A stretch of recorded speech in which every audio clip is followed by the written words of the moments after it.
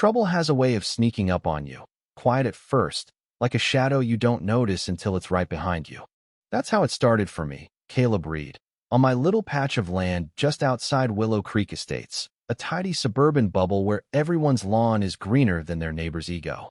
I'm a guy who likes things simple: run a small orchard, grow my apples and peaches, keep my barn painted whatever damn color I want. All because my land's free from the HOA's grip, grandfathered in before their rulebook ever existed. I've always been a loner, used to working cases as a private investigator before I traded stakeouts for pruning shears. My place at 17 Orchard Lane's my sanctuary. No HOA telling me how tall my grass can grow or whether my cider press is aesthetic. But last summer, that piece got rattled when Tom Harlan showed up, a retired deputy with a buzz cut and a chip on his shoulder, strutting around like he still had a badge clipped to his belt. I first spotted him while I was checking my trees. This guy in a faded tactical jacket, mirrored shades, pacing the edge of Willow Creek's entrance like he was guarding a bank vault. He stopped a kid on a bike, barking questions: name, address, you live here, like the poor kid was casing the joint. I shrugged it off, figured he was just some overzealous neighbor, the kind who'd burn out and move on. I was wrong. Tom had clawed his way onto the HOA board, not the president, but something called security liaison, which basically meant he was the self-crowned sheriff of suburbia. Things got weird fast. One morning, I caught him at my fence line, binoculars in hand, staring at my shed like it was hiding a meth lab. Routine check, he called it, lowering the lenses with a smirk when he saw me. I just stared, didn't say a word, and he slunk off like we'd made a deal. A few days later, a cop car rolled up my drive, officer looking like he'd rather be anywhere else. Got a call about a possible weapons violation, he said, nodding at my locked gun safe, barely visible through the shed window if you squinted just right. He took one look, shook his head. We're good, sorry for the hassle. 2 days after that, another call, this time about a chemical smell drifting into the neighborhood. I pointed at my cider barrels, laughed. You mean apples? The officer tipped his hat and left. I started recording every encounter, added more cameras around my property, because deep down, I knew this wasn't just Tom being a busybody was hunting. It got real when I was hauling crates to my truck and heard boots crunching on my gravel path. There was Tom, clipboard in hand, like he was about to audit my soul. Need to inspect your outbuildings, safety compliance, he said, all official-like. I set a crate down hard enough to make the wood creak. You're not setting 1 foot on my land, Tom. This ain't HOA turf. You got no say here, not an inch. His jaw tightened. Your land's close enough to be under our emergency oversight. I stepped closer, voice low. Turn around. Go play cop on someone else's sidewalk. He muttered something about non-compliance and stalked off, but the look in his eyes told me I'd just painted a target on my back. The next week felt like a cheap spy flick.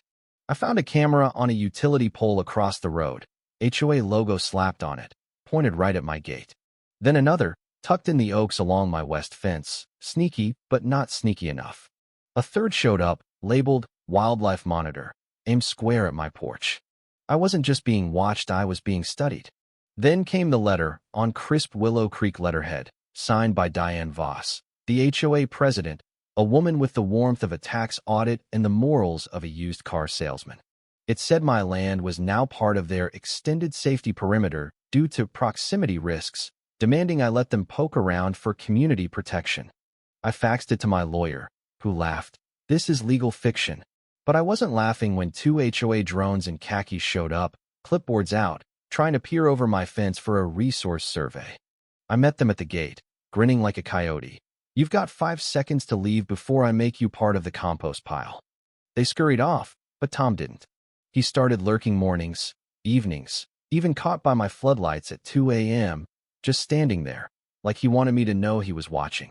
One night, I found boot prints just inside my fence, tactical treads, deliberate. My power flickered, my Wi-Fi dropped for 10 minutes, and when it came back, 2 cameras were offline hacked, not crashed. The logs showed access attempts from a nearby network, and guess who lived close enough? I didn't sleep much after that, swapped my router, added hardwired cameras, set up a lockdown server. Tom wasn't just a bored ex-cop. He was running a campaign, and I was the enemy. I started digging, called up an old PI buddy, Nate, gave him Tom's name, Diane's, everything I had. A week later, Nate had dirt. Tom had 6 complaints in his last years as a deputy excessive force, intimidation, all buried by Sheriff Dan Carver, his old partner from the academy days, best man at his wedding. Diane's name kept popping up too, tied to shady HOA fund transfers, and whispers she was in deep with some land deal gone sour. Then they crossed a line. I was hosting a cookout, friends, clients, maybe 10 folks, ribs on the grill, my cider flowing, Springsteen on the speakers, when 3 cop cars and a tactical van screeched up. An officer, hand on his holster, said they had a tip about illegal alcohol sales and drug activity. I nearly choked on my drink. Unless you're here for peach cider, you've been played. Then I saw him, Mike Torres, a cop I'd worked with years back. Caleb, he said, dropping his clipboard. Hey, Mike. I grinned. Guess who's wasting your night?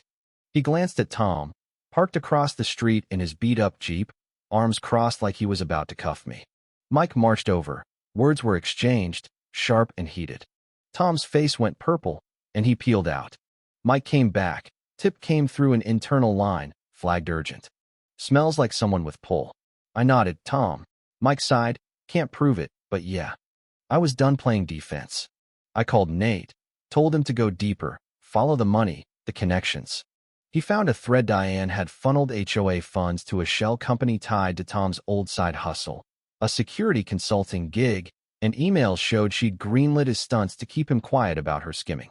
Sheriff Carver's name was all over Tom's old case dismissals, and Nate even dug up a deleted blog post where Carver called Tom the brother I never had. This wasn't just a power trip, it was a racket, and I was the loose end they couldn't tie up. I hit back hard, set up a press conference outside the HOA's clubhouse, right after their monthly pancake social, when Diane and Tom were still inside sipping decaf.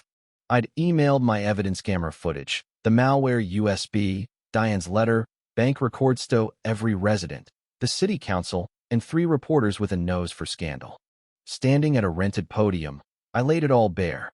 The fake police calls, the illegal cameras, the hacked network, the money trail. I played a recording of Diane telling a board member, "Keep your mouth shut, or you're off the landscaping committee." I held up a zoning map, showing my land was untouchable, and a bank statement linking Diane to Tom's company. The cameras whirred. The crowd, neighbors, mostly gasped. By nightfall, 2 board members quit, the county opened an investigation, and the HOA's email was a dumpster fire. Nate and I didn't stop. We got a judge to sign a warrant, and the state attorney general's task force. Carver was sidelined for bias-rated Tom's place at dawn. They found a gold mine, files on half the neighborhood, illegal feeds from inside 2 homes, 3 unregistered guns, a souped-up taser, and a map with my orchard circled in red. Diane was nabbed trying to skip town. Her phone wiped, but not well enough. Emails showed she'd told Tom to make Caleb look crazy. Carver got subpoenaed, his office locked down.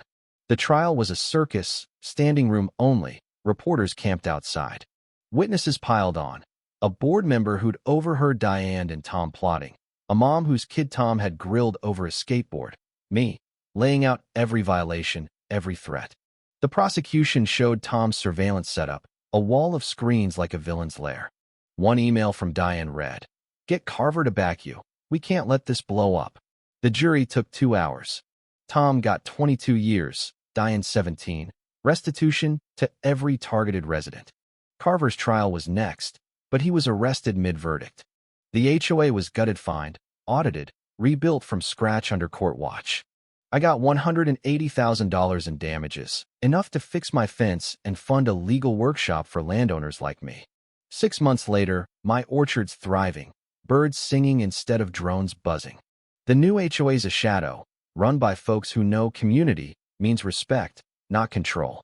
I show up to their meetings sometimes, not a member, just a guy sharing what I know about property rights, nicknamed the guy who broke the HOA. I put up a sign at my gate. Private property, cameras on, HOAs by appointment only. At our fall harvest Pertino permits, no clipboards, just cider and a bonfire. I stood on a crate, raised my glass. To land that's yours, neighbors who aren't cops, and freedom that fights back. The cheers echoed across my trees, and for the first time in years, I felt untouchable. But here's the thing, Tom and Diane didn't act alone. and there's still whispers of others pulling strings. Was this just a couple of power-hungry nuts, or something bigger? What do you think? Ever had an HOA or a neighbor try to run your life? Drop a comment, share your story. Let's talk about what home really means.